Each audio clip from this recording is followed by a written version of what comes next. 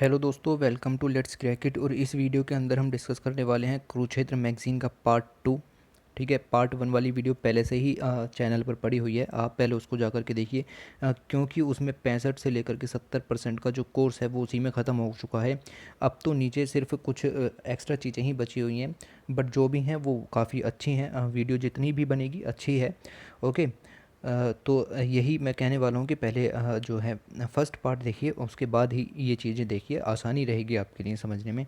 उसके बाद चैनल को ज़रूर से सब्सक्राइब कीजिए, लेट्स क्रैक इट। उसको आगे इस तरह की और वीडियोस बनाने के लिए प्रेरणा वगैरह मिलती है वहाँ से। उसके बाद ये भी मैं बता दूं कि अगर आपको इसकी पीडीएफ चाहिए तो नीचे एक टेलीग्राम लिंक है, आप जाइए उसको ज्वाइन कीजिए, वहाँ से आपको पीडीएफ मिल जाएगी, आपको ख़रीदने की ज़रूरत नहीं है। तो बिना देरी किए डिस्कशन स्टार्ट करते हैं। तो ये आर्टिकल, इससे ऊपर हमने सब कुछ कवर कर लिया था। इस आर्टिकल को डिस्कस करते हैं, strategies to boost India's global agricultural trade. तो एग्रीकल्चर ट्रेड को बढ़ाना है भाई अब, ठीक है। तो देखिए पॉइंट्स देखिएगा आप सिर्फ, ठीक है। क्या लिखना है आपको, तो पहली जो डेफिनेशन वही देखिए। वर्ल्ड ट्रेड ऑर्गेनाइजेशन ने कहा है कि जो ये पेंडेमिक आया है कोविड-19, तो 2020 का जो ग्लोबल ट्रेड है वो 13 से लेकर के 32% के बीच में सिकुड़ जाएगा। मींस जो ग्लोबल ट्रेड है उसमें डिप देखने को मिलेगा, वो डिप होगा 13 से लेकर के 32% के बीच का। ओके, उसके बाद देखिए, ये जो आपके इंट्रोडक्शन के लिए काफ़ी अच्छा है। Agriculture accounts a vital part of the Indian economy, accounting for 17% of GBA, 14% of employment, 11% of India's trade with the rest of the world. India is the 8th largest exporter of agriculture produce. Very very important line, ऐसा point दे देंगे एक आपको pre में, आप छाटते रहिएगा कि 8th या 7th है।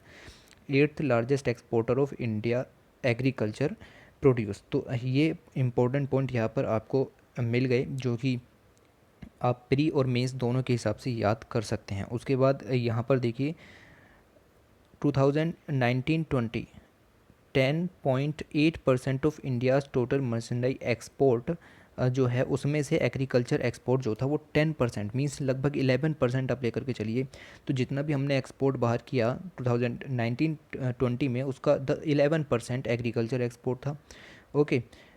और जो इंपोर्ट किया वो 4.2% था। तो जितना भी इंपोर्ट किया उसका सिर्फ 4.2% हमने इंपोर्ट किया एग्रीकल्चर में, प्रीवियस फाइनेंशियल ईयर के हिसाब से अगर हम देखें तो। Compare to previous financial year while agriculture exports dip. तो जो अगर हम पिछले के हिसाब से देखें तो 7.4% तक जो है वो कमी देखने को मिली है, हमने कम एक्सपोर्ट किया, लेकिन इंपोर्ट ज़्यादा किया, 1.8% तक इंपोर्ट ज़्यादा किया। तो ये तो अच्छी बात नहीं है। पिछले साल की अपेक्षा देखें तो ये तो 2019-20 का डाटा है, अगर 2018-19 की तुलना में देखें तो फिर हमने एक्सपोर्ट कम और इंपोर्ट ज़्यादा किया है। ओके, उसके बाद कुछ और पॉइंट्स यहाँ पर देखिए। There are more than 130 agriculture products and food items which have been accorded geographical indication in India. तो 130 प्लस एग्रीकल्चर प्रोडक्ट्स ऐसे हैं जिनको जियोग्राफिकल इंडिकेशन मिला हुआ है इंडिया के अंदर। ओके, फिर कुछ ऐसे भी हैं जिनको हम बाहर से रॉ मटेरियल ला करके बनाते हैं और फिर उनको जियोग्राफिकल इंडिकेशन मिला हुआ है। तो हमारी जो डिपेंडेंसी है वो बढ़ी हुई है एग्रीकल्चर प्रोडक्ट्स की। अगर हम उनको नहीं मंगाते हैं तो जो हमारे 10 नए जियोग्राफिकल इंडिकेशंस हैं जो कि डिपेंड करते हैं रॉ मटेरियल पर, जो कि आउटसाइड से इंपोर्ट होगा, वो ख़त्म हो जाएंगे अगर हम इंपोर्ट की बात करें। फिर यहाँ पर रिवर्स माइग्रेशन के बारे में दिया हुआ है, कोविड-19 में क्या सिचुएशन ख़राब हो गई, वो आपको पता है कि क्या सिचुएशन ख़राब हो गई। उसके बाद हम देखेंगे कि टॉप 5 एग्रीकल्चरल कमोडिटीज़ के बारे में अभी आगे देखते हैं, इसको यहाँ पर छोड़िए, आगे देखते हैं। फ़िलहाल आप ये वाला चार्ट देखिए, काफ़ी ज़्यादा इंपॉर्टेंट है। क्या कह रहे हैं, जनवरी में अगर हम देखें 2019-20 में तो हमारे एक्सपोर्ट घट गए, मींस हमने बाहर कम सामान भेजा। फरवरी में देखें तो पिछले साल की तुलना में बहुत माइन्यूट सा बढ़ा, कुछ फ़र्क पड़ा ही नहीं समझो।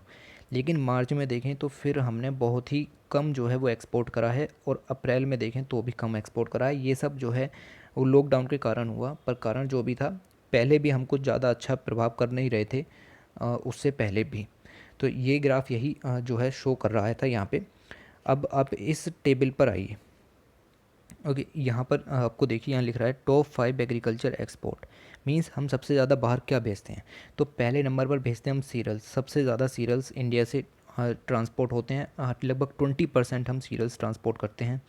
उसके बाद फिशरीज़ एंड क्रस्टेशियंस जो कि आपके मेराइन जो फूड हो गया। उसके बाद meat and edible meat, offal. उसके बाद coffee, tea, meat and spices. उसके बाद शुगर एंड शुगर कन्फेक्शनरी। तो आपने अगर यूपीएससी क्वेश्चन देखे हो तो वैसे देते हैं कि इनको ऑर्डर में लगाइए, है ना, कि कौन सा सबसे ज़्यादा है। तो गौर फरमाते हुए चलिएगा यहाँ पर कि सबसे ज़्यादा हम सीरियल्स का जो है एक्सपोर्ट करते हैं, उसके बाद फ़िश, क्रस्टेशियंस, उसके बाद मीट, एडिबल ऑयल्स, ईटीसी। फिर यहाँ पर बात हुई है ट्रेड बैरियर्स के बारे में। ट्रेड बैरियर्स क्या होते हैं? ट्रेड बैरियर्स वो होते हैं जो कि किसी सामान का प्राइस बढ़ा देते हैं। आपका सामान दूसरे देश में जाना है तो बैरियर का मतलब होता है कि वो सामान उस देश में जा नहीं पा रहा। इस तरह के बैरियर्स दो तरह के होते हैं, tariff barriers and non tariff barriers. Tariff barriers कहें तो कस्टम ड्यूटी बढ़ा दें। देखिए, टैरिफ बैरियर्स का मतलब होता है कि आपने कस्टम ड्यूटी बढ़ा दी। सिर्फ कस्टम ड्यूटी से टैरिफ बैरियर्स का लेना है। मीन्स हमारे देश में कुछ सामान आना है, हमने कहा इस पर 40% कस्टम ड्यूटी लगाएंगे, तो 100 रुपये की चीज़ 140 की तो देश में वैसे ही घुस रही है, फिर कस्टमर क्यों खरीदेगा उस देश का, ठीक है। तो ये हो गया टैरिफ। अब नॉन टैरिफ क्या होते हैं कि कोई सामान आ रहा है, सर कागज़ पूरे नहीं है आपके, तो देश में सामान ही नहीं जा पा रहा। सर आपका जो है ये वाला सर्टिफिकेशन नहीं है, सर आपके पोल्यूशन नॉर्म्स अच्छे नहीं हैं, ठीक है। तो सब्सिडीज़ दे रहे हैं आप, सब्सिडीज़ दे दे करके खुद का जो खुद की देश की है उनका सामान उठा रहे हैं, तो बाहर वाला सामान क्यों ख़रीदा जाएगा, ठीक है। फिर प्रोहिबिशन से कुछ स्टैंडर्ड्स आपने बना दिए इस तरह के, तो सामान आपके देश में नहीं पहुंच पाएगा, तो उनको कहते हैं नॉन टैरिफ बैरियर्स। ओके, फिर आप ये वाली स्लाइड देखिए कि जो टॉप 5 एग्रीकल्चर इंपोर्ट्स, अभी एक्सपोर्ट की बात की, अब हम क्या मंगाते हैं, तो सबसे ज़्यादा हम मंगाते हैं animal and vegetable fat oils. कहाँ से? इंडोनेशिया से।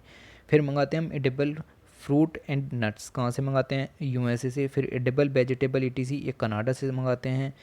उसके बाद beverages spirit and vinegar USA से ज़्यादा मंगाते हैं। ज़्यादा है यहाँ पर, बाकी कंट्रीज़ का भी योगदान है, कम है। Coffee, tea, meat and spice मंगाते हैं, वो सब वियतनाम से ज़्यादा आता है। तो ये थे आपके एक्सपोर्ट। यहाँ पर भी ऐसा ही सेम क्वेश्चन बन सकता है। उसके बाद जैसा कि अभी बताया गया कि टैरिफ बैरियर्स कौन से होते हैं, तो जैसा कि बताया कस्टम ड्यूटी आपने अपने बढ़ा दी। जैसे कि कंट्री हैं, कुछ डेवलप्ड कंट्री की यहाँ पर बात करें, जैसे कि कोरिया है, नॉर्वे है, तो ये लोग क्या करते हैं, हाई रेट ऑफ टैरिफ रखते हैं। क्यों? देखिए, ये मान लो नॉर्वे है, यहाँ पर एग्रीकल्चर फूड जो है वो उग रहा है। अब इंडिया वाले यहाँ पर कुछ भेजना चाह रहे हैं, तो ये टैरिफ बढ़ा देंगे, कहेंगे कि तुम्हारा सामान 100 रुपये का हरा है, हम इस पर 40% टैक्स लेंगे, कस्टम ड्यूटी लेंगे, यानी 140 में हमारे देश में आएगा, जबकि खुद का जो सामान उग रहा है वो 100 रुपये में ही उग रहा है, 100 रुपये में ही बिक रहा है। तो ये सामान लेगा कस्टमर क्या? ये जो बाहर से आ रहा है 140 रुपये का, 40 रुपये एक्स्ट्रा वो लेगा, तो सामान ये लेगा ना। तो इसी तरीके से नॉर्वे वगैरह और ये जो यूरोप की कंट्रीज़ हैं, ये हर इंडेक्स में टॉप करती हैं, क्योंकि इनके पास इस तरह की सुविधाएं हैं। ओके, तो फूड सिक्योरिटी इनके पास पहले से अवेलेबल है। फिर नॉन टैरिफ बैरियर्स होते हैं जिनमें कह दिया जाता है कि भाई सर्टिफिकेट नहीं है आपके पास, आप कैसे हमारी कंट्री में सामान बेच सकते हैं, आपके व्हीकल का रजिस्ट्रेशन नहीं है, ट्रक अंदर नहीं जा सकते, टेस्टिंग नहीं है, पैकेजिंग आपकी अच्छी नहीं है, लेबलिंग नहीं है, लाइसेंस नहीं है आपके पास, प्रोहिबिशन है, रेस्ट्रिक्शंस हैं। फिर ग्लोबल नॉर्म्स डाल करके, और जैसे यूएस ट्रेड वॉर है चाइना का, तो वो सब नॉन टैरिफ बैरियर्स हैं, वहाँ टैरिफ की कोई ज़रूरत नहीं है। तो ये हैं, देखिए यहाँ पर over the years developed countries have moved from tariff to non tariff barriers. तो अब जो डेवलप्ड कंट्रीज़ हैं वो tariff barriers means custom duty नहीं बढ़ाते हैं, क्योंकि उससे डायरेक्ट इम्पैक्ट पड़ता है रिलेशंस पर, बायलैटरल ट्राइलैटरल पर। वो नॉन टैरिफ बैरियर्स लगाते हैं, ठीक है। Therefore despite having low tariff, तो टैरिफ तो मैंने जैसा बताया कि कस्टम ड्यूटी ज़्यादा हैवी नहीं लगाते, क्योंकि दूसरे देश को साफ दिखता है कि भाई इसने बहुत ज़्यादा जो है अपने पर ड्यूटी लगा रखी है, सामान अंदर नहीं जा पाएगा।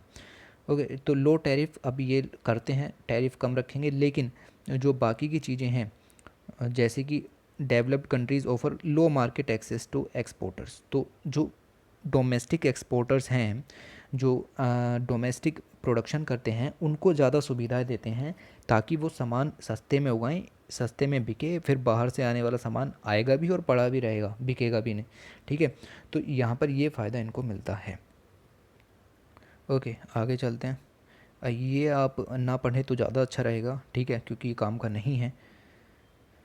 और राइट, ओके, देखिए जैसे अभी जैसा कि बताया कि नॉन टैरिफ बैरियर्स होते हैं, तो नॉन टैरिफ बैरियर्स के थ्रू हमारा जो बासमती राइस है वो नॉर्वे में भेजा था हमने, काफ़ी ज़्यादा दिक्कतें हुई, हिट हुआ पूरा, कुछ जा ही नहीं पाया।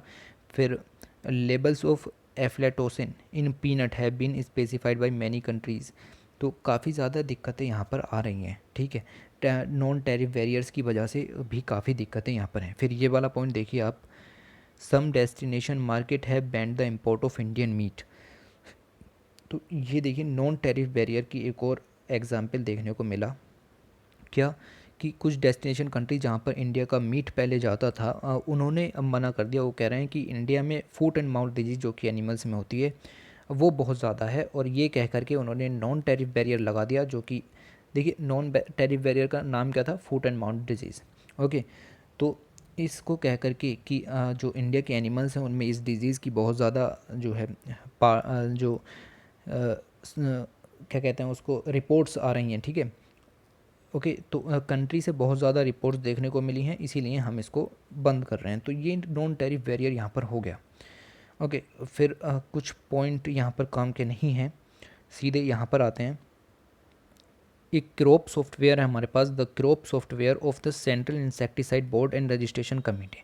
तो इन्होंने बनाया crop software, was use to facilitate issuance of certificate. तो सर्टिफिकेट इशू करने को फैसिलिटेट करने के लिए यह बनाया गया। उसके बाद हमने किसान रथ ऐप भी शुरू किया है। Okay, traders identify suitable model of transport ताकि उन्हें मिल सके। ओके, देन ये सब आपके काम का नहीं है, और अगर ये आपको लगता है कि काम का है तो आप पीडीएफ डाउनलोड करके पढ़ सकते हैं। मैं पहले ही बता दूं, ये चीज़ पहले ही कवर कर ली गई है फर्स्ट पार्ट के अंदर, ई नाम पोर्टल, एफपीओज वगैरह उन सब के बारे में डिस्कस हो चुका है। और राइट, तो अब आप यहाँ पर आइए और कुछ इंपॉर्टेंट पॉइंट्स इस पैराग्राफ में आप देखिए। देखिए, India's agriculture is an important constitute of global agriculture value chain में अगर आपको कुछ करना है तो इंडिया का सपोर्ट तो चाहिएगा। Therefore it is imperative that remuneration that farmers receive is more than the substantive in this contact. देखिए, बहुत ही ज़्यादा इंपॉर्टेंट पॉइंट मैं यहाँ पर बताने जा रहा हूँ। WTO has set the subsidy limit of 10% of total value of food production.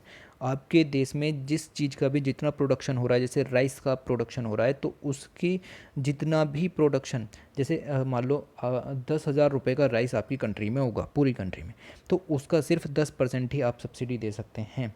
ये कहलाती है WTO की पीस क्लोज। इससे क्या होता है, दूसरे कंट्रीज़ को फ़र्क नहीं पड़ता कि आपके कंट्री में कितना उग रहा है कितना नहीं उग रहा, एक्सपोर्ट करने में वहाँ पर बहुत ज़्यादा मदद मिलती है, ठीक है। उन्हें पता चल जाएगा कि चावल का भाव इतना है तो हम इतने में एक्सपोर्ट करेंगे, ठीक है, ताकि जो दूसरा मार्केट है उसमें हमारी चीज़ अच्छी परफॉर्म कर सके। 10% of total value of food production for developing countries in the case of breach.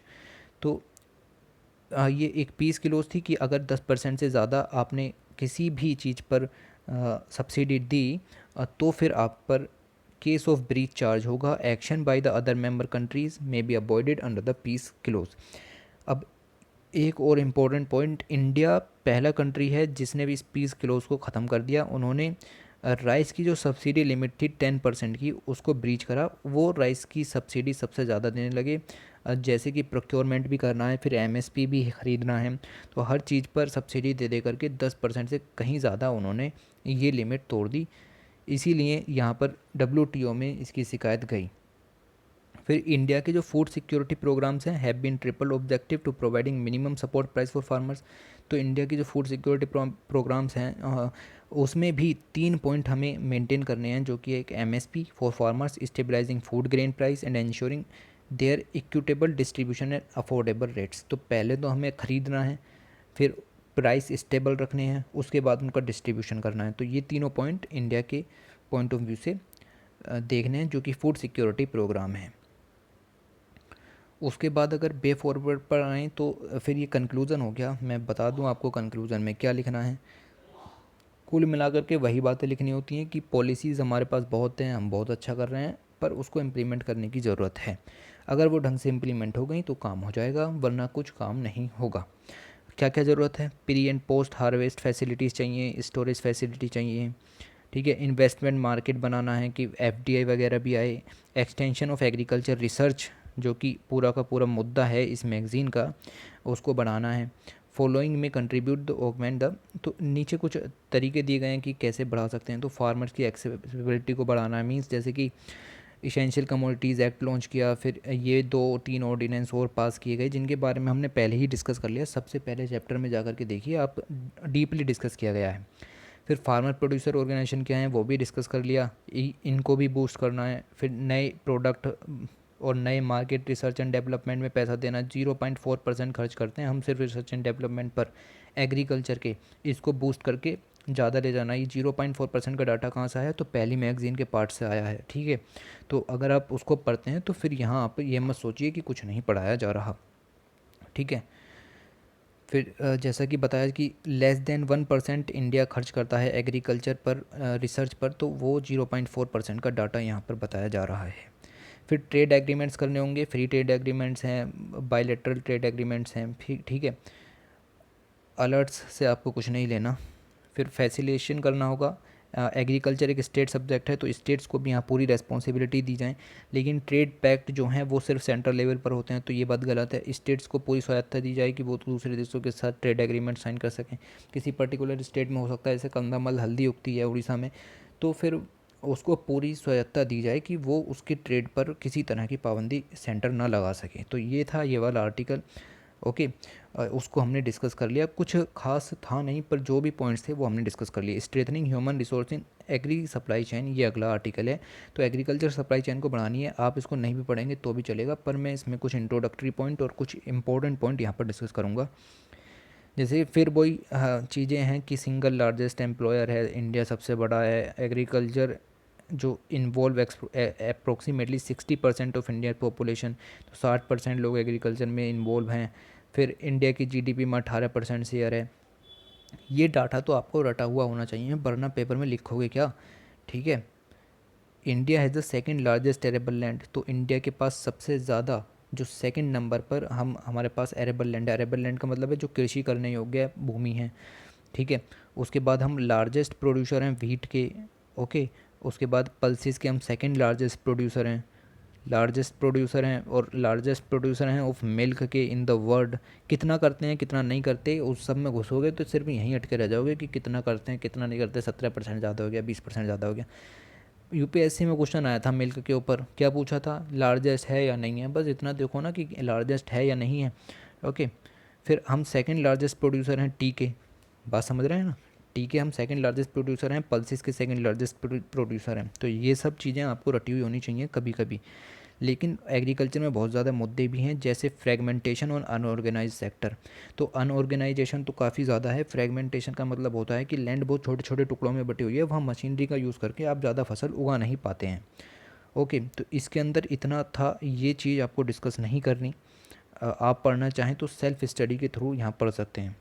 ये बहुत ज़्यादा इंपॉर्टेंट टर्म लिखी हुई है, कहीं पर भी सप्लाई चेन के बारे में कुछ भी लिखने को आए पहले इसको यूज़ करना, वरना नंबर जो है कट जाएंगे।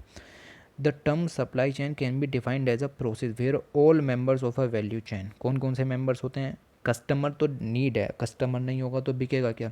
फिर वेंडर्स हो गए, third party logistic service provider जो कोल्ड चेन वगैरह और ये सब प्रोवाइड करते हैं, are inter related and integrated in such a way that the goods and the information are available at the most suitable time.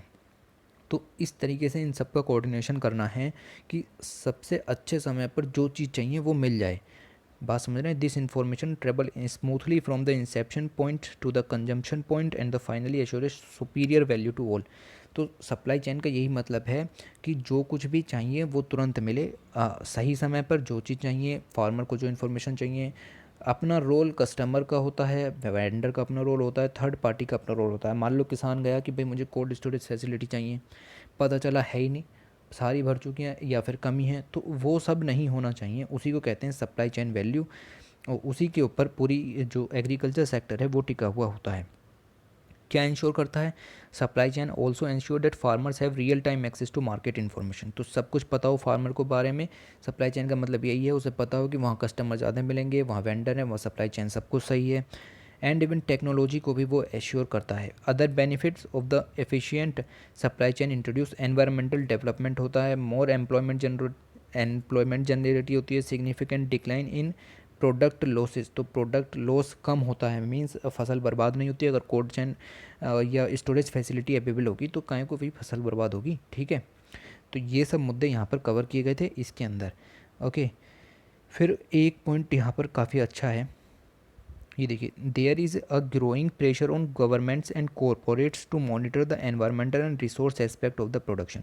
तो अभी प्रोडक्शन तो कर रहे हैं, पर प्रोडक्शन सस्टेनेबल हो रहा है या नहीं हो रहा वो देखना बहुत ज़्यादा ज़रूरी है। पानी इतना खर्च हो रहा है राइस उगाने में, तो राइस की कीमत भी गवर्नमेंट कम रख रही है, तो वो चीज़ें यहाँ पर देखनी होती हैं। एनवायरमेंटल फैक्टर के साथ साथ रिसोर्स फैक्टर भी देखने होते हैं। फिर डिस्ट्रीब्यूशन किस तरीके से हो रहा है, कंजम्पशन एग्रोबेस्ड प्रोजेक्ट्स का क्या चल रहा है, वो सब हमें यहाँ देखना होता है।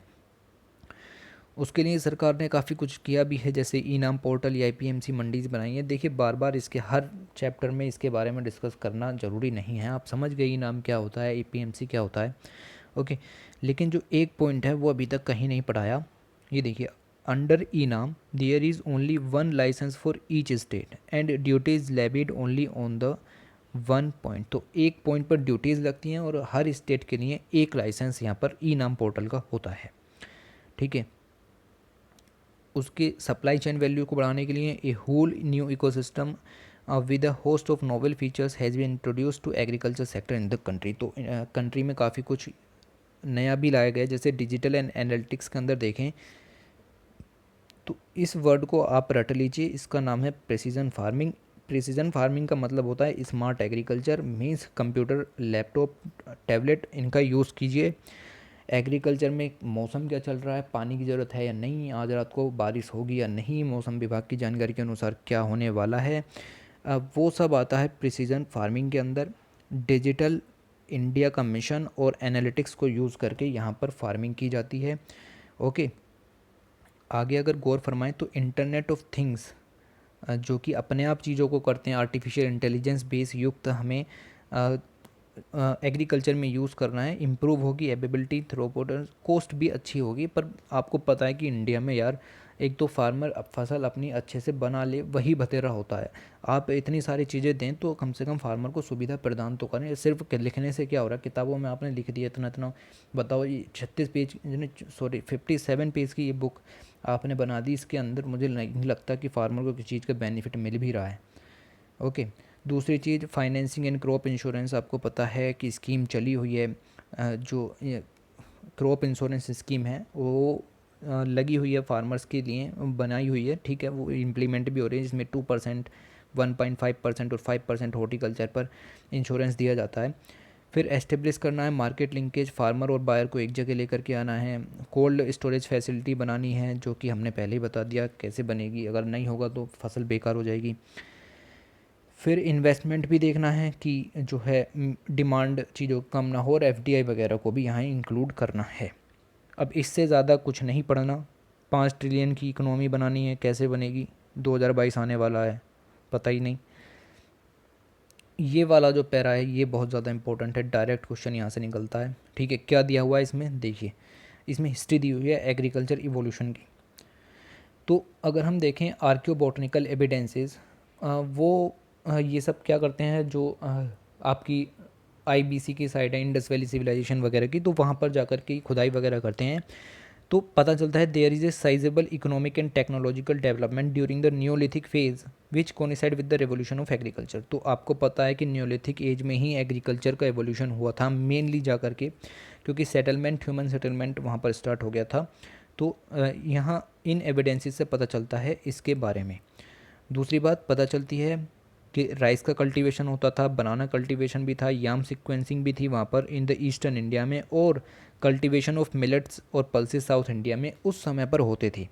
फिर हमने कालीबंगा, जो कि एक साइट है आईबीसी की, वहाँ पर एक्सकवेशंस किए, तो वेस्टर्न राजस्थान में हमें मिला प्लॉट फील्ड, एक खेत था जो कि पूरी तरीके से प्लॉट था, where mostly rainy season crops grow, तो वहाँ पर रेनी सीजन क्रॉप्स उगाई जाती थी। तो आप खुद ही समझिए राजस्थान का इलाका था, अब तो वहाँ पर क्या है, अब तो कुछ भी नहीं है, लेकिन वहाँ पर उस समय रेनी सीजन की क्रॉप्स उगाई जाती थी।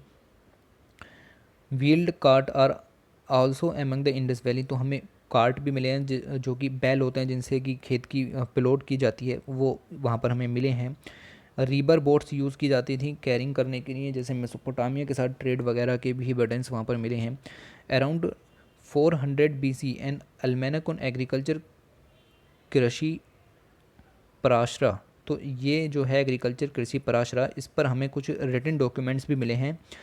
ओके, फिर अर्थशास्त्र के अंदर भी हमें सीड ट्रीटमेंट के बारे में पता चलता है। How cotton seeds are treated with cow dung के साथ कॉटन सीड्स को किस तरीके से उगाएं, फिर मैन्योर किस तरीके से बनाया जाए। फिर एक है अमर कोश, रिटन बाय अमर सिम्हा। तो ये एक बुक है अमर कोश, इसके अंदर हमें मिलता है सॉइल के बारे में इन्फॉर्मेशन, इरिगेशन पैटर्न्स के बारे में, एग्रीकल्चर इम्प्लीमेंट्स के बारे में। तो काफ़ी अच्छे अच्छे पॉइंट्स यहाँ पर दिए हुए थे। The legacy of agriculture education भी कुछ कम नहीं है। नालंदा विश्वविद्यालय में भी एग्रीकल्चर की अलग से पढ़ाई हो जाती थी और वो एक इम्पोर्टेंट सब्जेक्ट था। तक्षशिला यूनिवर्सिटी भी आज भी इन सब विषयों में काफ़ी ज़्यादा आगे है। तो ये कुछ एवोल्यूशन यहाँ पर हमें देखने को मिला।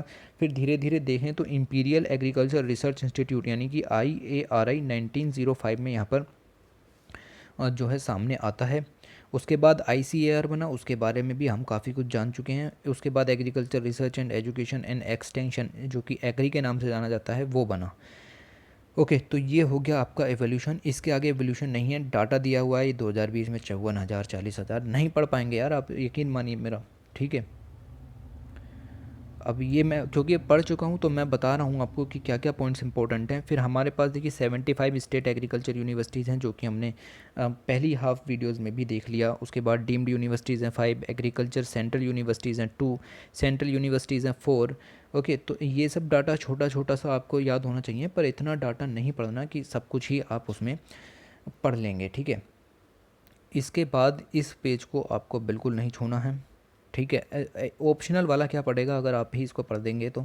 ऑप्शनल वाले के लिए तो सुझाव है कि आप इसको जैसा पढ़ना चाहें। देखिए ऑप्शनल के बारे में ज़्यादा कुछ नहीं पता, ना ही सिलेबस के बारे में पता होता है। कंक्लूज़न में क्या लिखना है, अब इसका कंक्लूज़न अलग से पढ़ोगे क्या, नहीं, क्या लिखना है, बहुत स्कीम है हमारे पास, पर अगर ढंग से इम्प्लीमेंट हो गई तो काम हो जाएगा, ठीक है। अब इस आर्टिकल को छोड़ते हैं। अब यहाँ देखिए कितना ज़्यादा जो है डाटा दिया हुआ है, इतने करोड़ इतने करोड़ इतने करोड़। तो ये तो इनका काम है लिखने का, ठीक है। ये तो अपनी अच्छी चीज़ें बताएंगे ही, पर आपको ज़रूरत नहीं है कि आप इतनी सारी चीज़ें पढ़ें। फिर ये आर्टिकल काफ़ी इंपॉर्टेंट है, innovative practices for smart agriculture, direct question कि एग्रीकल्चर में स्मार्ट चीज़ों को किस तरीके से यूज़ करें, आपके मेंस में आ सकता है। क्या पढ़ना है, देखो जी, आपको पता है कि 2 बिलियन पॉपुलेशन बहुत तेज़ी से बढ़ रही है, ठीक है। उनको खिलाने पिलाने के लिए सब कुछ चाहिए। World population is expected to 1/3 increase. तो ये लगाया जा रहा है अनुमान कि दुनिया की पॉपुलेशन 2050 तक 1/3 और बढ़ जाएगी। उसके बाद 2 बिलियन पीपल्स जो हैं उनके खिलाने की जो सुविधा है वो भी हमें देखनी पड़ेगी। Okay, FAO food and agriculture organisation estimate that agriculture production will have to be increase by 60%। अगर पॉपुलेशन ऐसी बढ़ती रही तो 60% ज़्यादा उगाना पड़ेगा एग्रीकल्चर। अगर अभी 100 टन उगाते हो तो फिर कोई भी चीज़ 160 टन उगानी पड़ेगी 2050 तक, satisfy the demand of growing population. उसके साथ ही क्लाइमेट चेंज अपना अलग से मुद्दा है। न्यू टेक्नोलॉजीज़ की रिक्वायरमेंट यहाँ पर बताई जा रही है।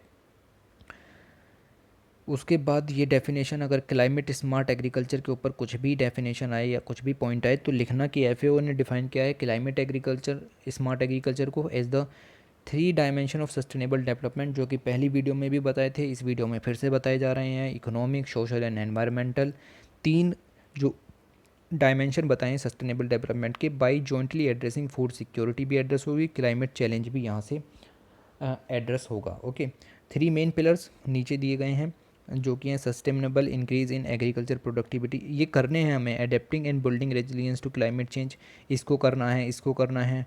फिर reducing and removing green house gas emission को भी कम करना है। तो सस्टेनेबल एग्रीकल्चर करनी है, building resilience to climate change से लड़ने के लिए भी चीज़ें करनी है, और फिर ग्रीन हाउस गैस को भी कम करना है। तो ये काफ़ी सारी चीज़ें यहाँ पर थीं। उसके लिए क्या ज़रूरी है, इनोवेटिव प्रैक्टिसेस ज़रूरी हैं। ओके, आगे देखते हैं क्या चीज़ें लिखी हुई हैं। ओके, ये स्मार्ट एग्रीकल्चर, यहाँ से आगे शुरू करते हैं कि स्मार्ट एग्रीकल्चर का मतलब क्या होता है। देखिए, स्मार्ट एग्रीकल्चर और द प्रिसीजन एग्रीकल्चर, जैसा कि मैंने आपको बताया था कि प्रिसीजन एग्रीकल्चर का मतलब होता है टैबलेट लैपटॉप वगैरह का यूज़ करो, देखो कि आज बारिश पड़ेगी तो पानी ना दूँ खेत में, अभी न्यूट्रिएंट इतने हैं मिट्टी में काम कर जाएंगे, तो किस समय पर मुझे फर्टिलाइज़र यूज़ करने चाहिए। स्मार्ट एग्रीकल्चर और the precision agriculture involves the integration of advance technologies means artificial intelligence, internet of things into existing farming practices in order to increase production efficiency. तो प्रोडक्शन बढ़ेगा जब आपको पता है कि मुझे फर्टिलाइज़र कब देना है, आप उस समय पर देंगे तो फिर प्रोडक्शन ऑब्वियस सी बात है बढ़ेगा, and the quality of agriculture products भी बढ़ेगी। ठीक है, तो जैसा कि मैंने बताया कि आपको ये पता चल जाता है कि मुझे कब और कब कहाँ कितनी मात्रा में चीज़ों को फसल को प्रोवाइड करना है। तो इसको कहते हैं कि third wave of modern agriculture revolution smart agriculture कहते हैं। पहला जो था वो मशीन जब आई थी तो हमने कहा था कि फर्स्ट वेव आई है, फिर हमने ग्रीन रिवोल्यूशन को कहा सेकंड वेव, और थर्ड वेव जो है वो एग्रीकल्चर यहाँ पर स्मार्ट एग्रीकल्चर यहाँ पर हो जाएगी। उसके बाद स्मार्ट एग्रीकल्चर के अंदर आते हैं geographical information systems, geographical positioning system, उसके बाद रिमोट सेंसिंग।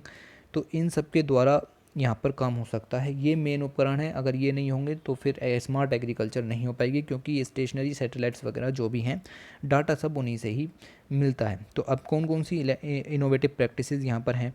तो पहले तो प्रिसीजन इन सीड सोइंग मीन्स सीड को किस तरीके से बोएं और प्लांट करें, उसके लिए क्या स्मार्ट तरीका है। स्मार्ट तरीका ये है planting seeds at the correct depth, तो कितनी डेप्थ पर आपको सीड डालना है। उसके बाद कितनी दूरी आपको दो पौधों के बीच या दो सीड जो आपने बोए हैं उनके बीच में छोड़नी है। तो ये सब आपको स्मार्ट चीज़ें जो रोबोट्स वगैरह हैं वो सब आपको बताते हैं।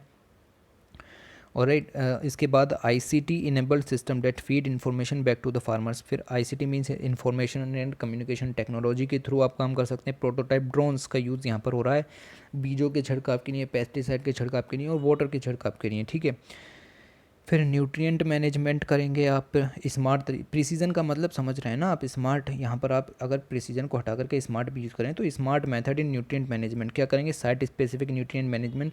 देखिए पूरा का पूरा खेत आपका जो है वो एक जैसा न्यूट्रिएंट नहीं होता, कहीं पर ज़्यादा न्यूट्रिएंट हो सकते हैं, तो अनइवन डिस्ट्रीब्यूशन होता है न्यूट्रिएंट का। अगर आपके पास अच्छा साधन है, site specific nutrient management system है, तो आप पता लगा सकते हो कि मेरे खेत के इस हिस्से में न्यूट्रिएंट की कमी है तो मुझे वहाँ पर न्यूट्रिएंट अप्लाई करना है।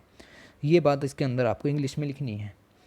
स्मार्ट फर्टिलाइजर्स का यूज़ करना है, are the new type of fertiliser which are formatted based on the micro organism और नैनो मटेरियल के बेस पर जो फर्टिलाइज़र यूज़ होते हैं उनको यहाँ पर यूज़ करना है। काउडंग वगैरह है, बर्मी कंपोस्ट है, बायोस्टिमुलस हैं, तो इन सब चीज़ों को यहाँ पर यूज़ करना है। देखिए सेम चीज़ें लिखी हुई हैं, मैं कुछ अलग से नहीं बताया। बायो फर्टिलाइज़र यहाँ पर लिखा हुआ है, मैं सिर्फ शॉर्ट में लेकर के चल रहा हूँ। फिर एक आता है आपका लीफ कलर चार्ट। ये क्या होता है, ये बता देता है पत्ते को देख करके कि भाई तुम्हारे पौधे में नाइट्रोजन की कमी है, इसमें जल्दी से फर्टिलाइज़र अप्लाई करो। ठीक है, तो ये चार्ट होता है, डिजिटल चार्ट होता है। पत्ते को आप रखिए, शायद कुछ ऐसा ही होता है कि पत्ते को आप रखेंगे तो उसमें नाइट्रोजन का लेवल ये देख करके बता देगा कि इसमें नाइट्रोजन की कमी है, और राइट टाइम बता देगा कि नाइट्रोजन अप्लाई करना है या नहीं करना है। तो इससे आपका जो फर्टिलाइज़र है वो सेव होता है। फिर NDVI सेंसर्स हैं हमारे पास, नॉर्मलाइज डिफरेंस वेजिटेशन इंडेक्स। ठीक है, काम के नहीं है आपके बिल्कुल भी। फिर स्पेड वैल्यू है, soil plant analysis and development. ये नई नई चीज़ें यहाँ पर बताई गई हैं, क्योंकि एक बड़ा सा एस्से लिखना था कुरुक्षेत्र मैगज़ीन में, तो इसीलिए ये सब चीज़ें उठा करके डाल दी हैं।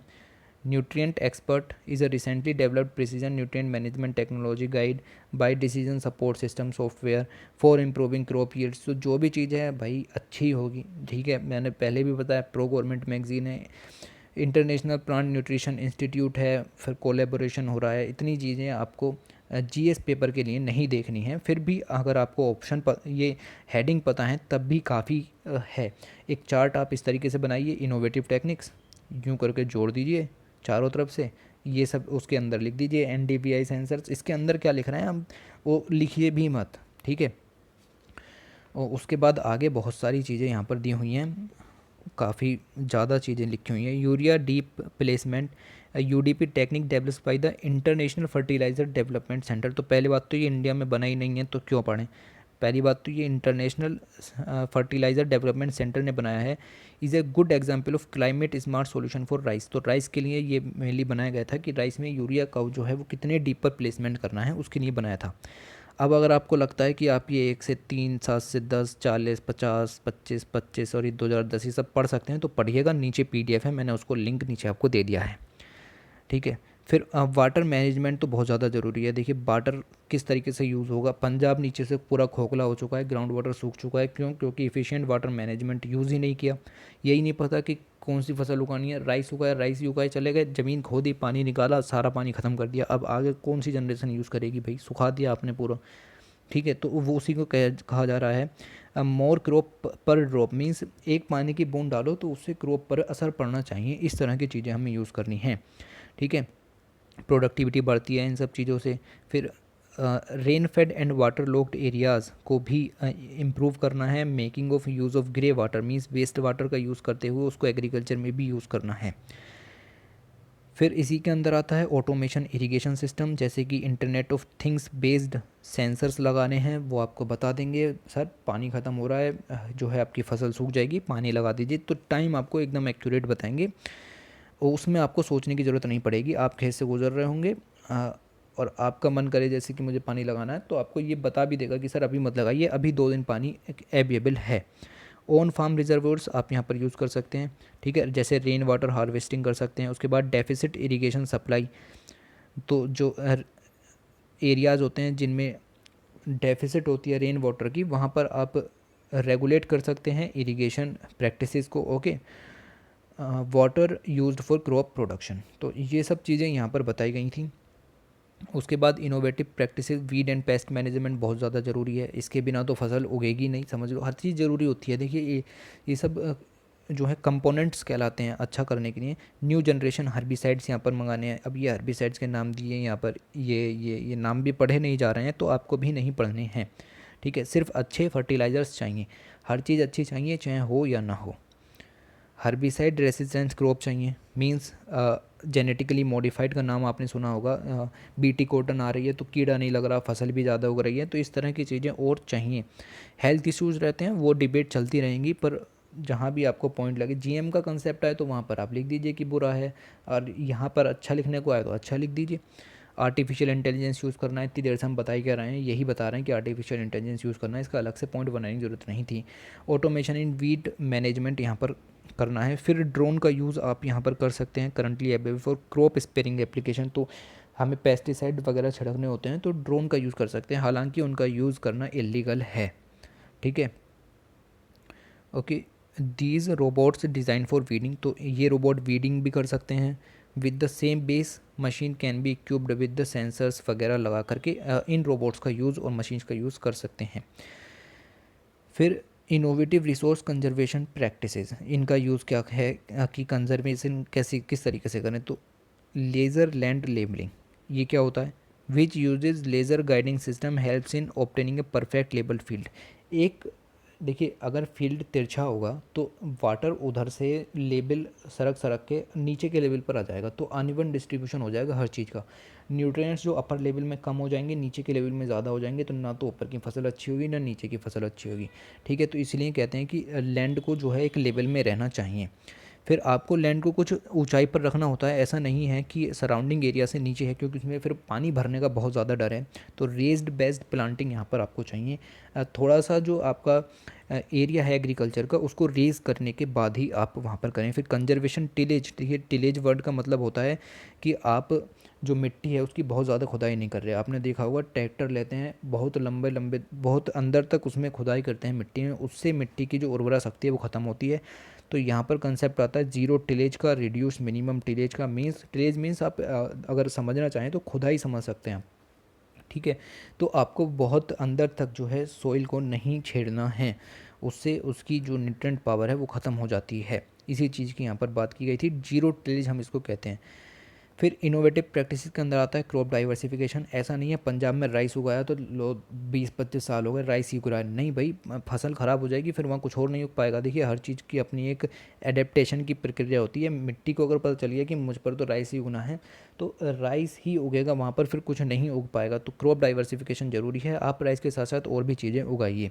इस पूरे पैरे में यही लिखा हुआ था कि वीट और राइस जो है नॉर्थ इंडिया में काफ़ी ज़्यादा उगता है, तो उस चीज़ को हमें यहाँ पर रोकना होगा, कम करना होगा। फिर इंटीग्रेटेड फार्मिंग सिस्टम क्या होता है? आपका ये खेत है, आपने इसमें एक तरफ जो है यहाँ पर अपना फसल उगा ली, व्हीट या जो भी कुछ उगाना है। उसके बाद आपने यहाँ पर मुर्गी पालन कर लिया, उसके बाद आपने यहाँ पॉन्ड बना लिया, फिशरीज़ कर लिया, यहाँ पर आपने फार्म सेक्टर पोल्ट्री वगैरह कर रखी है। उसके बाद आपने यहाँ गाय वगैरह पाल रखी हैं, जिससे कि आप मिल्क डेयरी प्रोडक्शन भी होता है। तो ऐसा नहीं है कि अगर एक चीज़ पर असर पड़ा तो आपके पास और साधन भी हैं जिनकी वजह से आप अपनी इनकम को जनरेट कर सकते हैं। अब मान लो पता चला कि मुर्गियों में कोई बीमारी हो गई है, तो फिर आपके पास एग्रीकल्चर सेक्टर है, आपके पास फार्म सेक्टर है, आपके पास फिशरी सेक्टर है, जिसकी बदौलत आप इस चीज़ों को कर सकते हैं। तो ये होता है इंटीग्रेटेड फार्मिंग सिस्टम, इससे इंक्रीज इनकम बढ़ती है। अब ये जो पॉइंट है ये बहुत ज़्यादा इंपॉर्टेंट है। कंजर्वेशन एग्रीकल्चर, यूपीएससी प्री में इसके ऊपर क्वेश्चन आ चुका है। कंजर्वेशन एग्रीकल्चर में 3 बेसिक प्रिंसिपल्स होते हैं। उन लोगों ने यही क्वेश्चन दिया था कि which of the following is the basic principles of conservation agriculture. 3 option दिए थे, 5 ऑप्शंस दिए थे। उसमें से 3 ऑप्शन ये थे कि मिनिमम सॉइल डिस्टर्बेंस होना चाहिए, मैक्सिमम सॉइल कवर होना चाहिए और क्रॉप डाइवर्सिफिकेशन होना चाहिए। 2 फालतू के दिए थे, वही 2 गलत थे। उन 2 को छांटना था कि वो 2 गलत हैं, ऑप्शन आराम से हो जाता। तो ये क्वेश्चन यहाँ पर आ चुका है। तो आप देखिए कंजर्वेशन एग्रीकल्चर का मतलब होता है कि सॉइल को ज़्यादा नहीं छेड़ना, जैसे कि अभी बताया। जीरो टिलेज मींस आपको बिल्कुल भी सॉइल को नहीं छेड़ना है, उसके ऊपर सॉइल के ऊपर एक कवर रख करके चलें। मींस जो रेसिड्यू होता है क्रॉप का उसको सॉइल के ऊपर ही बिछा दें, उससे न्यूट्रिएंट कैपेसिटी भी बढ़ती है और पेनिट्रेशन भी बढ़ता है वाटर का। फिर क्रॉप डाइवर्सिफिकेशन करना ज़रूरी है, जैसा मैंने बताया कि राइस उगा रहे हैं तो राइस ही राइस नहीं उगाना है। ओके, तो इसके ऊपर क्वेश्चन आ चुका है, आप चाहें जाकर के सोल्व कर सकते हैं। मेरे हिसाब से 2018 में ये क्वेश्चन आया था। ऑर्गेनिक फार्मिंग करनी है, वो आपको पता है ऑर्गेनिक फार्मिंग करनी होती है। आगे चलते हैं, नेक्स्ट आर्टिकल देखते हैं। बे फॉरवर्ड में मैं आपको फिर से बता दूं कि हमारे पास बहुत कुछ है, बट सही से यूज करेंगे तो काम हो जाएगा। अब आगे चलते हैं, सस्टेनेबल क्रॉप प्रोडक्शन। सस्टेनेबल का मतलब पता है, पंजाब का एग्जाम्पल ही बहुत अच्छा है यार, अब सिर्फ पंजाब को याद रखो। सस्टेनेबल एग्रीकल्चर का मतलब पता है कि नीचे का पानी आपने ख़त्म कर दिया, अब जो हमारे बच्चे हैं या उनके भी बच्चे हैं वो क्या यूज़ करेंगे, तो फ्यूचर जनरेशन्स क्या यूज़ करेंगी अगर आप ही सब कुछ ख़त्म कर देंगे। इसको कहते हैं सस्टेनेबिलिटी। मींस हमें फ्यूचर जनरेशन के लिए भी कुछ बचाना है। ठीक है, अब इसके अंदर जो पॉइंट्स हैं ये देखिए, डाटा आपको नहीं पढ़ना, बट एक चीज़ डाटा में बहुत इंपॉर्टेंट है। वो इम्पोर्टेंट है कि हमारी 2014-15 में जो एग्रीकल्चर की ग्रोथ थी वो माइनस में थी। तो ऐसा एक क्वेश्चन आ सकता है कि पिछले 10 सालों में एग्रीकल्चर की ग्रोथ माइनस में नहीं गई है। ये पॉइंट देगा, आपको बताना है पॉइंट सही है या गलत है। तो ये पॉइंट गलत है क्योंकि एक साल ऐसा था जिसमें हमारी ग्रोथ माइनस में भी गई है। ऑलराइट, तो यहाँ से सिर्फ यही पॉइंट निकलता है। उसके बाद इंडिया लार्जेस्ट प्रोड्यूसर है, ये सब बार बार आ रहा है यार, क्यों इतना दिमाग खपा रहे हो तुम भी। ठीक है, ये सब हो गया। उसके बाद यहाँ पर देखिए आप, दो green revolution ensure higher production. आपको पता है कि ग्रीन रिवॉल्यूशन जो है सेकंड एग्रीकल्चरल में हमें मानते हैं कि पहला तो मशीनाइजेशन था, जब मशीनें आई थी तब हमने सोचा था कि एग्रीकल्चर बहुत अच्छा होगा। उसके बाद ग्रीन रिवॉल्यूशन किया तो हमने सोचा एग्रीकल्चर बहुत अच्छा होगा, जो कि हुआ। हायर प्रोडक्शन मिले, help achieving self sufficiency in food production मिली। लेकिन इसकी क्रिटिसिज्म भी किए जाते हैं क्योंकि जो प्रैक्टिसेस अपनाई गई थी वो अनसस्टेनेबल थी। अनसस्टेनेबल का मतलब फर्टिलाइज़र यूज़ करा, ज़बरदस्ती फर्टिलाइज़र यूज़ करके हमने फसलें उगाई। फिर अनइक्विटेबल भी ये कहा जाता है, क्योंकि हमने इम्बैलेंस्ड यूज़ किया फर्टिलाइज़र्स का, मीन ज़बरदस्ती फर्टिलाइज़र यूज़ करा। ओवर एक्सप्लॉइटेशन किया ग्राउंड वाटर का, जैसा पंजाब वगैरह में आज कहते हैं कि ग्रीन रिवोल्यूशन पंजाब से शुरू हुआ था, ये है वो है। अरे खोखला हो गया वो नीचे से, उसका क्या करें, फॉर इरीगेशन। ठीक है, तो ईटीसी वगैरह उनकी वजह से भी इसका क्रिटिसिज्म होता है। और ये जो ड्रॉबैक्स थे ग्रीन रेवोल्यूशन के।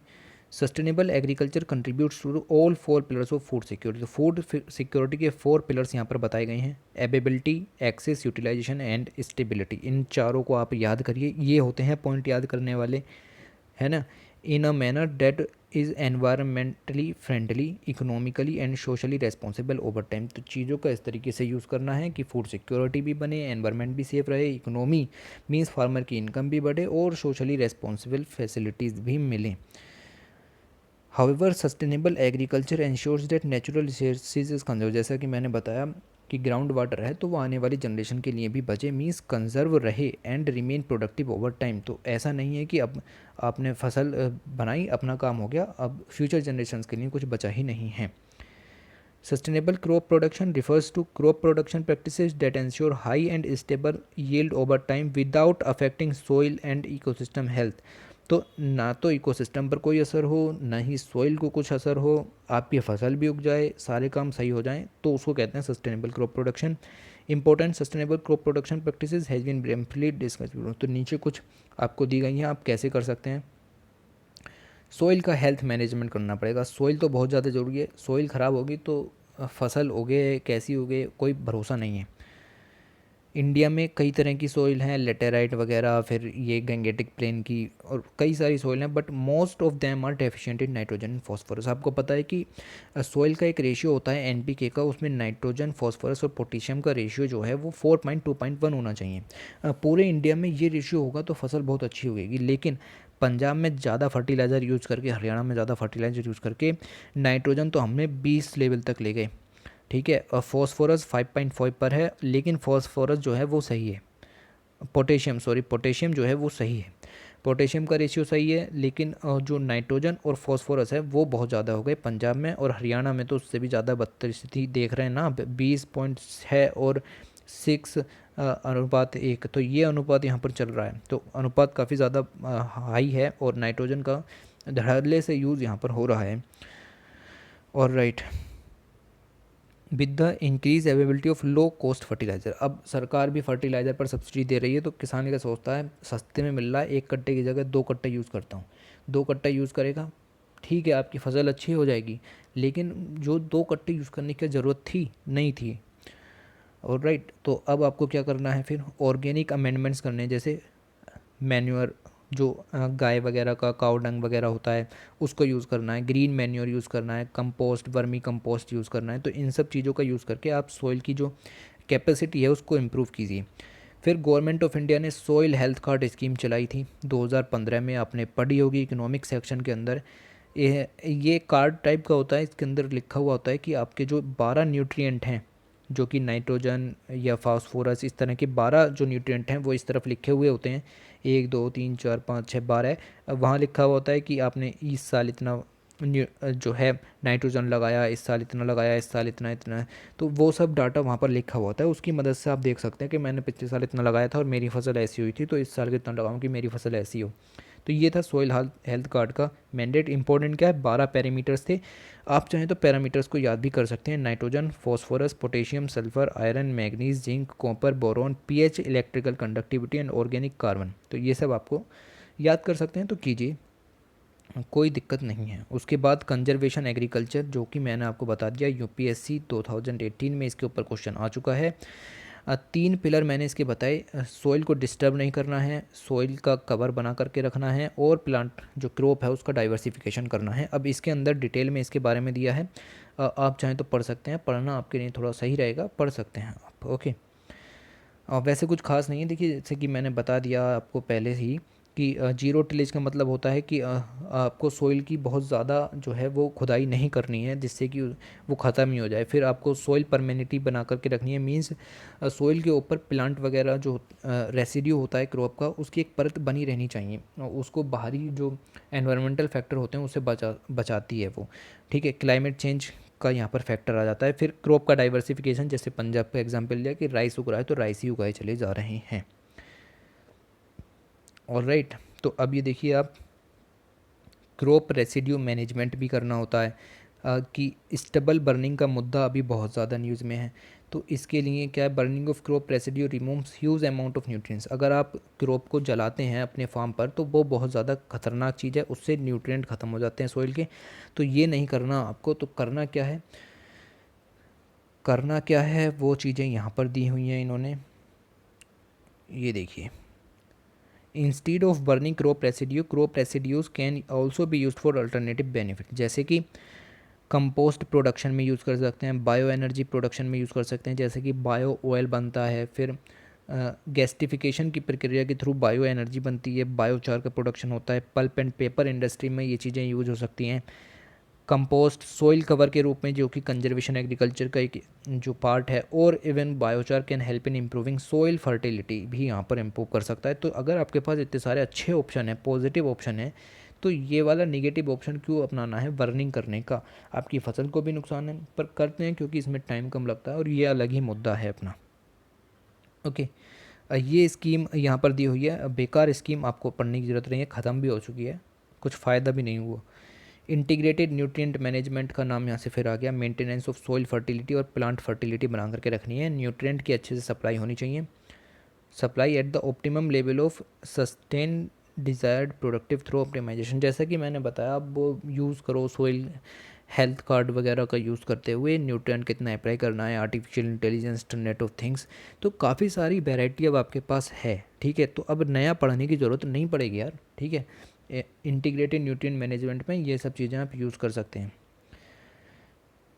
फिर सोइल सोर्स दिया हुआ है, क्या दिया हुआ है ये भी, large amount of nutrient, soil में बहुत ज़्यादा न्यूट्रिएंट होता है। फिर वही यहाँ पर भी आप लिखिए सोइल हेल्थ कार्ड वगैरह का, मिनरल फर्टिलाइजेशन करना है, ऑर्गेनिक सोर्सेज भी होते हैं हर चीज़ के, जैसे कंपोस्ट वगैरह, सीवेज, और ये जैसा बताया क्रॉप रेसिड्यू यूज़ कर सकते हैं, बायोलॉजिकल सोर्सेज बायो फर्टिलाइजर्स का यूज़ कर सकते हैं आप, जो कि काउडंग वगैरह से बनते हैं, वर्मी कंपोस्ट वगैरह, उन सब की यहाँ पर बात हो रही है। Integrated pest management, pest management बहुत ज़रूरी है, अभी भी बताया गया था, जैसे लोकस्ट अटैक हुआ, कुछ नहीं था, सरकार के पास कोई डिजास्टर मैनेजमेंट नहीं था, ऊपर से पेस्टिसाइड मैनेजमेंट बिल भी ले आए हैं 2020, उसको भी अप्लाई करेंगे और किसानों की यहाँ पर ये ऐसी तैसी कर देंगे और कुछ नहीं होगा। Agriculture food and agriculture organisation defines integrated pest management as careful consideration of all well available pest control technique. तो जितनी भी हमारे पास पेस्ट कंट्रोल टेक्निक है, आपको आपको पता चला कि मेरे खेत में ये वाला पेस्ट है, तो आप उसी पेस्ट टेक्निक को अपनाइए, ना कि किसी और चीज़ की पेस्ट टेक्निक को। लोकस्ट आए तो लोकस्ट के लिए तो कुछ था ही नहीं, जो था उसको ही यूज़ करके हमने इस मुद्दे से लड़े। ठीक है, वो अच्छी बात थी। इंटीग्रेटेड पेस्ट मैनेजमेंट इसी चीज़ का यूज़ है कि एक नई बीमारी आई और आपने पिछली कुछ ही दबाव से इस तरह की चीज़ों को सोल्व कर लिया। तो यहाँ पर ये डेफिनेशन के तौर पर दिया था, inclusion of leguminous in cropping pattern. तो ये जो लेग्यूम्स होते हैं, ये लेग्यूमिनस फैमिली से बिलोंग करते हैं, जो कि जिसमें व्हीट वगैरह आते हैं। ये क्या करते हैं, नाइट्रोजन फिक्सिंग करते हैं। अब सॉइल में नाइट्रोजन कम है, देखिए पंजाब और हरियाणा में तो नाइट्रोजन भरा पड़ा है, लेकिन अगर नाइट्रोजन कम है या उसकी फिक्सिंग एबिलिटी कम है, तो फिर आप लेगुमिनस क्रॉप्स का यूज़ कीजिए, वहाँ पर आपकी क्रॉप सिस्टम की जो फैसिलिटी है वो इम्प्रूव होगी। और राइट, फिर ये देखिए क्लाइमेट स्मार्ट एग्रीकल्चर के बारे में बताया गया, developing strategies to secure sustainable food security under changing climate scenarios. तो क्लाइमेट चेंज अपने में एक मुद्दा है, उससे लड़ने के लिए क्लाइमेट स्मार्ट एग्रीकल्चर चाहिए कि जैसे कि sustainable increasing agriculture productivity, income, adapting, building resilience to the change, reducing और removing green house gas emission to the safe level. तो ये बड़ी बड़ी बातें लिखी हुई हैं कि क्लाइमेट स्मार्ट एग्रीकल्चर से हमें किस तरीके से निपटना है। उसके बाद ये सब आपको नहीं पढ़ना, ये सब पहले ही बता दिया गया है कि ग्रीन हाउस गैस कम करना है, एटमॉस्फेयर कम करना है, कंजर्वेशन एग्रीकल्चर। फिर ये फालतू का डाटा यहाँ पर दिया हुआ है, 82% फार्मर्स, और ये 2019-20, इतना नहीं पढ़ना। उसके बाद रिसोर्स कंजर्वेशन टेक्नोलॉजीज़ यूज़ करनी है, मींस जो वाटर है या पेस्टिसाइड वगैरह जो भी कुछ हम एक फ़सल को बनाने के लिए यूज़ करते हैं, वो अच्छे से यूज़ होना चाहिए। उसके लिए क्या कर सकते हैं, जैसा बताया कंजर्वेशन एग्रीकल्चर के अंदर जीरो टिलेज, सोइल है उसके अंदर तक खुदाई नहीं करनी है, सीड ड्रिल कम से कम करनी है और सीड को अच्छी जगह पर प्लेस करना है, 2 सीड के बीच का डिस्टेंस नाप करके चलना है कि कितना रखना है। हाइड्रोजल टेक्निक का यूज़ कर सकते हैं, वाटर एब्जॉर्बिंग टेक्निक है। फिर आप ड्रिप एंड स्प्रिंगर मेथड का यूज़ कर सकते हैं, पर ड्रॉप मोर क्रॉप जो सिस्टम है उसका।